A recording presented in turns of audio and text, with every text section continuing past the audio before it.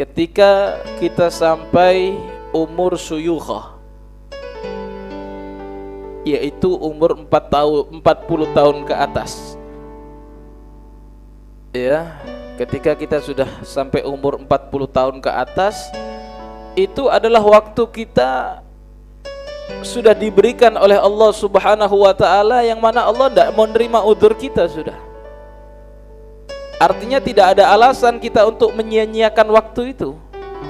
Kata para ulama itu, lam yatruk lahu udron, tidak ada alasan bagi mereka untuk meninggalkan apa-apa yang harus mereka kerjakan. Idza amhalahu, Allah tidak menerima udzur kalau itu dibuat enteng. Idza amhalahu hadhil muddah, kalau sama orang-orang tersebut ibadahnya dibuat enteng, Allah tidak terima. Misal kita mampu untuk berbuat kebaikan namun kita abaikan, kita mampu untuk berbuat amal yang soleh, kita mampu untuk beribadah lebih taat namun kita sia-siakan itu, maka Allah tidak nerima udzurnya. Kenapa? Sudah dikasih bonus sama Allah itu hidup.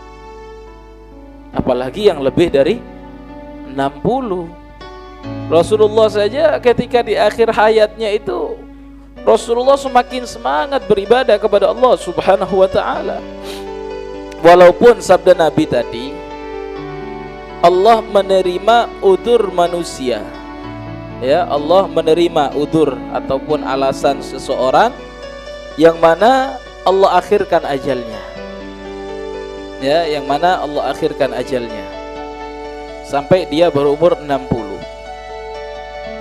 Nah, para ulama mengartikan hadis ini bahwasanya Allah tidak akan membiarkan setiap orang itu berbuat seenaknya. Paham? Allah tidak akan membiarkan berbuat seenaknya. Polan la tua pas ngalak kara betibi. Memang Allah terima udzurnya. Yang Allah akhirkan ajalnya setiap manusia itu Allah tetap terima udzur mereka. Kesalahan-kesalahannya, alasan-alasannya diterima sama Allah. Cuman jangan dibuat seenaknya. Tapi alhamdulillah di daerah pedesaan-pedesaan itu masih banyak orang-orang sepuh itu, malah kita yang muda yang kalah.